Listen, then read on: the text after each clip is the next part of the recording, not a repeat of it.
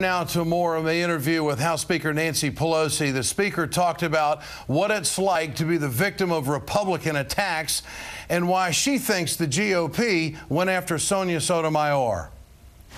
How do you feel about the way, switching gears to the Supreme Court nominee, the attacks that have been levied upon Judge Sonia Sotomayor? I think that what you see here is that President Obama's success and the quality of his appointments, including Judge Sotomayor, and even what we do in the Congress, probably especially because of the success we are having in the Congress, is driving the Republicans to distraction. And that's what they are engaged in across the board. How do they distract the public from jobs, healthcare, education, and energy policy that takes us into clean energy jobs and into the future, how we reduce the deficit as we turn the economy around. They've questioned her intelligence. They've labeled her a racist and then somewhat backed off that. Is this new territory? No, I think that they've been doing this for a while. I think anybody who gets in the arena realizes that they become a target. But I don't think there's a real market for attacking a Supreme Court justice. That's really not political. I mean, the rest of us who are in the arena, we know that you throw a punch, you better be ready to take a punch. But in terms of a justice of the Supreme Court, I don't know that it's, I don't know what the purpose She'll do well? I have every confidence that she will be confirmed. Time to bring in our political panel tonight. Democratic strategist Todd Webster, Washington Post columnist E.J. Dionne, and also radio talk show host Michael Medved, author of the book, The 10 Big Lies About America. E.J., let's start with you tonight. I was captivated by the Speaker today in interviewing her. She is in command of where she wants to go in an interview, and somewhat vague at times, but then somewhat very direct at times.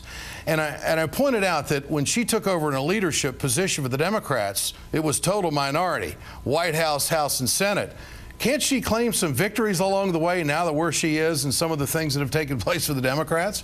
Yeah, I think she's very tough, very smart, and pretty consistently underrated. You know, when you look at what she's gotten this very diverse group of Democrats to do, that old Will Rogers line, I don't belong to an organized political party, I'm a Democrat, that sure applies to that House caucus that she has to run. She's made some mistakes along the way. I think her handling of the way she talked about her briefing, she created a controversy I don't think she wanted, even though I think what she said may well have been true, that she didn't get fully briefed. But on the whole, she's gotten a lot done. I had an exchange with the House Speaker today on torture, and this is what she had to say. Do you think that you, as Speaker of the House, are square with the American people on what you knew about torture? As I said, again, I'm Speaker of the House. The Speaker is always a target. I am we're having great success legislatively here. As I said, our success is driving the Republicans to distraction. This is one of their distractions, and they know it. Okay, so there's no question that you didn't know everything. I have said what I'm going to say on that subject, and I've said it very clearly. And do you think that there will be a lingering effect in the intelligence community at all when in future issues? What will have to happen is that Congress will have to be more fully and in a more timely way briefed by the Intelligence Committee so that we can honor our responsibilities to protect and defend the Constitution. Does the President, are you aligned with him? Do you support him on every move he's made when it comes to releasing of information? I don't know what all of the moves that he has made, but I support the President of the United States. I do not support any effort on the part of those who have suggested that Congress should take exception to the Freedom of Information Act in order to keep the documents undercover. Michael Medved, your response to that exchange. Are you satisfied with Nancy Pelosi's answers? Well, no, I'm not, and I'll tell you why, Ed. Look, I actually believe that the best thing for the whole country would be to put this thing behind us. But there is a contradiction. If she's saying we need to investigate what everybody knew and what everybody authorized about harsh interrogation, except for me. If she's going to go forward with a truth commission and a big investigation, well, of course, she's going to be a target of it as well. You can't exclude yourself from that. She said today, Todd Webster, that she wants more information to the intelligence committees in the Congress. What do you think? I think, again, as she said, it is a right-wing distraction. It means nothing. Had she been briefed, she couldn't say anything about it anyway because they're national security matters. But look, this is a very tough, very strong Speaker of the House. Republicans don't like her. If you look at what she's done just in the last 6 months, the Lilly Ledbetter Fair Pay Act to make sure that my daughter doesn't have to suffer pay discrimination and get paid 78 cents on the dollar to what a man is getting paid.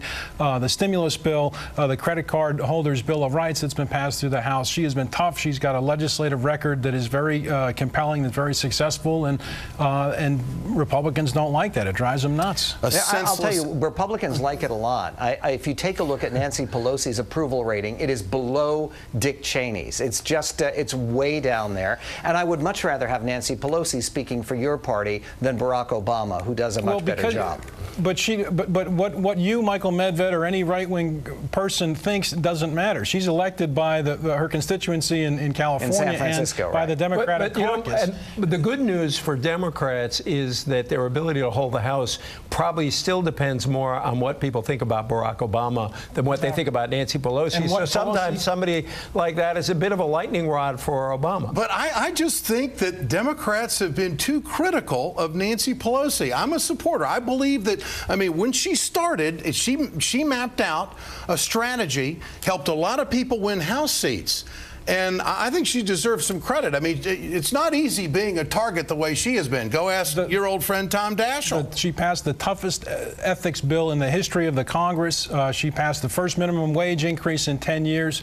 She's really done a great job and people like Michael Medved don't like her, but that's fine. Let her be the lightning rod. It's not just me. I mean, what was a 31% approval rating, I believe, or maybe even less than that. It's not just Republicans who are rejecting Pelosi. It just doesn't matter, though, Michael. That's the point. It's inconsequential what you or anybody else thinks of her. EJ, what do you think? Let me tell you, I think hold on, Michael. EJ, your thought. No, well, first of all, I think if you look at Democrats she serves with, they're not being critical of her, which is the most important thing, since that's her first electorate she's got to answer to. Secondly, I mean, Michael's right. Her poll ratings are not that high. But again, I think that what matters more is how do people view the state of the country and the President of the United States.